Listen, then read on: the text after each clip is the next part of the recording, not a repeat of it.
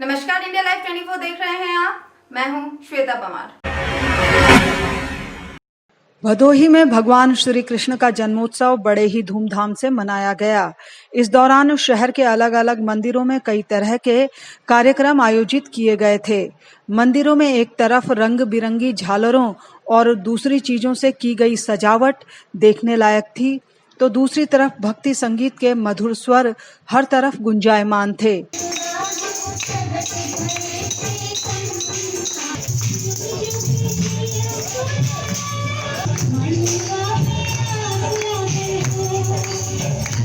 इसके अलावा श्री कृष्ण और राधा के रूप में नजर आ रहे मासूमों में भक्त सांवरे और उनकी प्रेमिका के साक्षात दर्शन कर रहे थे।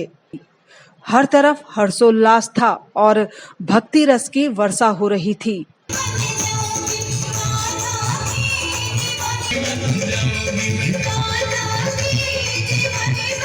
कृष्ण जन्म अष्टमी के उपलक्ष्य में यहाँ पे तमाम प्रकार की भीड़ उमड़ी हुई है और ये आए हैं यहाँ पर सभी प्रकार के श्रद्धालु हैं।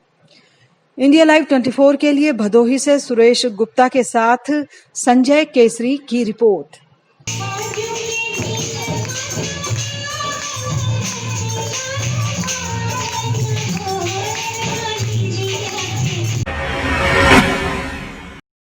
एमपी में रायसेन जिले की तहसील गैरतगंज में जन्माष्टमी के मौके पर लोग अपना पारंपरिक नृत्य करते नजर आए।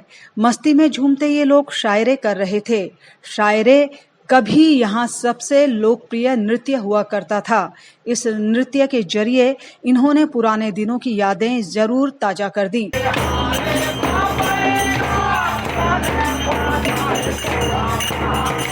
लेकिन गौर करने वाली बात यह भी थी कि इस दौरान किसी ने भी सोशल डिस्टेंसिंग के नियमों का पालन नहीं किया था।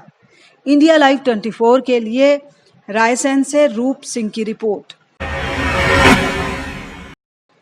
विद्युत विभाग जलेसर खंड के नुहखेड़ा विद्युत उपकेंद्र के संविदा कर्मी की बिजली विभाग की लापरवाही के चलते करंट लगने से मौत हो गई। 35 साल का संविदा कर्मी रामकिशोर नरहुली में बंद एचटी लाइन में आए फॉल्ट की जांच करने गए थे। बताया जा रहा है कि बिजली के पोल पर चढ़कर जब वो फॉल्ट को दूर कर रहे थे, तभी एचटी लाइन में करंट दौड़ने लगा, जिससे रामकिशोर की मौके पर ही मौत हो गई। जिसके बाद डीएम समेत बिजली विभाग के अधिकारी और पुलिस मौके पर पहुंची और शव को पोल से नीचे निकाला गया। वहीं मौके पर परिजनों समेत लोगों की भीड़ भी जमा हो गई। फिलहाल एसडीएम ने हर संभव आर्थिक सहायता दिलाने का भरोसा दिया है। उधर मृतक के पिता सूरजपाल सिंह ने विद्युत विभाग के कर्मचारी पर लापरवाही का आरोप लगाते हुए मौत का मामला दर्ज कराया है। 50-40 लाख। अच्छा, और क्या कहते हैं, आदमी के खत्म हुआ है काम का तो बिजली पे वो खत्म हुआ है। बिजली वालों की कमी से हुआ है, कैसे हुआ है, जांच करके उसके मुआवजा दें और कार्रवाई करें विभाग पे। ठीक। इंडिया लाइव 24 के लिए एटा से प्रवीण पचौरी की रिपोर्ट।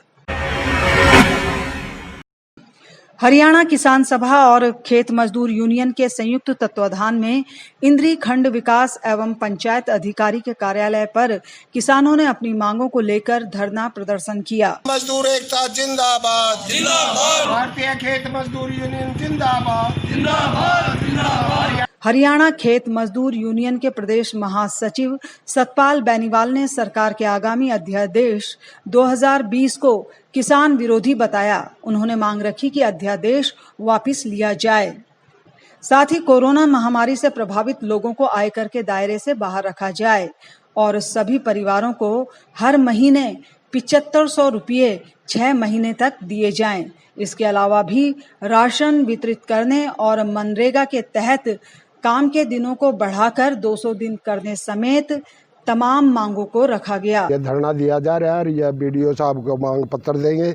इसमें जो केंद्र सरकार अध्यादेश लाई है 3 खेती के ऊपर खासकर, उनको वापस लेने की बात है। और कोरोना महामारी से प्रभावित लोगों को दिसंबर तक 7,500 रुपये प्रति परिवार देने की मांग है और 5 किलो की बजाय 10 किलो अनाज प्रति मेंबर देने की मांग है। इसमें मनरेगा का जो काम है वो 100 की बजाय 200 दिन और 600 रुपये दिहाड़ी की बात है। पेट्रोल डीजल के रेट ये कम किए जा सकते हैं। अगर इनसे GST कुछ घटाया जाए तो ये कम हो सकते हैं, ये करना चाहिए सरकार ने। इंडिया लाइव 24 के लिए इंद्री से अमित कुमार की रिपोर्ट। बुलेटिन में वक्त हो चला है एक छोटे से ब्रेक का। जल्द हाजिर होते हैं, तब तक आप देखते रहिए इंडिया लाइव 24।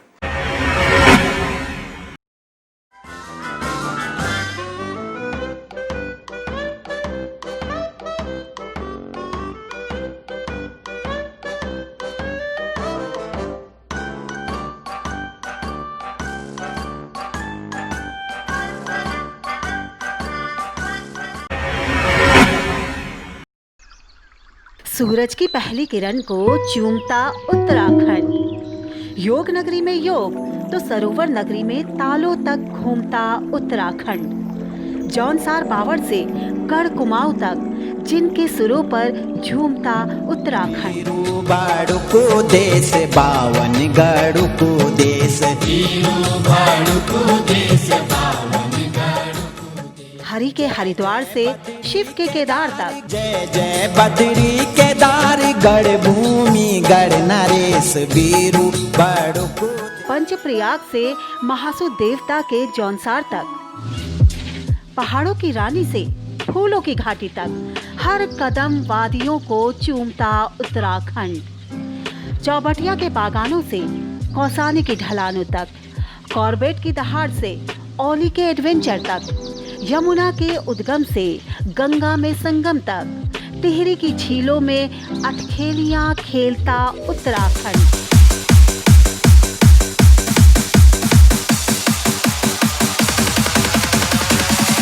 देखिए हमारा खास कार्यक्रम उत्तराखंड सफर जन्नत का, सिर्फ इंडिया लाइव 24 पर। ब्रेक के बाद आपका स्वागत है। बढ़ते हैं अगली खबर की ओर। करनाल के टपर गांव में बच्चों को लेकर हुए मामूली से विवाद में अपने ही चचेरे भाई ने कत्ल कर दिया। बताया जा रहा है कि कुछ दिन पहले गांव में खेलते वक्त बच्चों में झगड़ा हो गया। बच्चों ने बात घर जाकर बताई और जिसके बाद बच्चों के परिजन आमने सामने आ गए और एक दूसरे पर जमकर लाठी और डंडे बरसाए, जिसमें एक युवक गुलाब सिंह गंभीर रूप से घायल हो गया और अस्पताल में इलाज के दौरान मौत भी हो गई। झगड़ा जी बच्चों में हुआ था जी, तो बच्चों ने आपस में, तो बच्चों की सीख में उठ गए जी। वो बच्चों ने 2 की 4 बनाई जी घर जाके।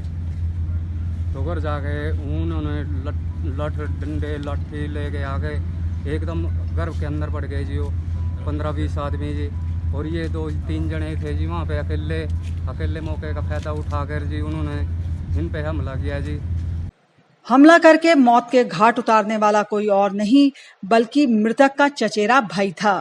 बहरहाल पुलिस ने हत्यारों के खिलाफ मामला दर्ज कर जांच शुरू कर दी है और उनको पकड़ने के लिए टीम भी गठित कर दी है। गांव में झगड़ा हुआ, जिसके आरोप लगाया है जिसके ऊपर, उनके नाम इन्होंने हमारे को दिए हैं। उसके बाद इनका कहना है कि गांव से जाने के बाद जब हम मेडिकल करवाने के लिए इंद्री जा रहे थे तो रास्ते में भी हमारे साथ झगड़ा किया और इन झगड़ों के कारण जो चोटें लगी थी जिसकी वजह से ये मृत्यु हुई है। इस आरोप के आधार पर जो इन्होंने कंप्लेंट दी थी उस पर FIR रजिस्टर्ड कर दी गई है और आगे जो भी जांच का विषय है वो सच्चाई सामने आएगी। जिसके ऊपर आरोप लगाया है जो सही पाए जाएंगे उनके खिलाफ कार्रवाई की जाएगी। लेकिन इस घटना को सुनने के बाद गांव में हर कोई सकते में है कि कोई कैसे मामूली से विवाद के चलते अपने ही भाई की जान ले सकता है।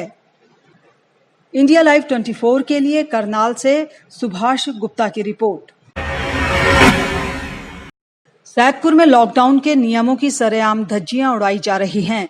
जिलाधिकारी के निर्देश के बाद भी वाहन चालक मास्क नहीं पहन रहे, जिसके बाद पुलिस ने सैदपुर तहसील के सामने मास्क न लगाने वालों का चालान किया। साथ ही पुलिस लोगों को कोरोना के प्रति जागरूक करती भी नजर आई। इस बाबत थाना प्रभारी रविंद्र भूषण ने बताया कि जिलाधिकारी द्वारा जारी दिशा निर्देश का सख्ती से पालन कराया जा रहा है। यहाँ दुकानों को 10 बजे से 5 बजे तक खोलने की अपील की गई है। 5 बजे के बाद अगर कोई भी प्रतिष्ठान खुला हुआ मिलेगा तो उसके खिलाफ कड़ी कार्रवाई की जाएगी। इंडिया लाइव 24 के लिए सैदपुर से शुभम मोदनवाल की रिपोर्ट। आगरा पुलिस ने ऐसे 5 शातिर चोरों को गिरफ्तार किया है जो वाहनों की चोरी किया करते थे, जिनके पास से पुलिस ने चोरी के 5 दुपहिया वाहन बरामद किए हैं। इन चोरों की गिरफ्तारी के बाद लोग चैन की सांस जरूर लेंगे। थाना नाई की मंडी में 5 चोरी की अदद मोटरसाइकिल, जो कि अलग अलग टाइप की मोटरसाइकिल है, कुछ एक्टिवा है, टीवीएस जुपिटर, स्कूटी और कुछ मोटर बाइक है, इसमें से बरामद की गई है और इसमें 5 लोगों की गिरफ्तारी की गई है। इंडिया लाइव 24 के लिए आगरा से अनिल कुमार की रिपोर्ट। आज की बुलेटिन में इतना ही। अपना विशेष ख्याल रखिए और देखते रहिए इंडिया लाइव 24।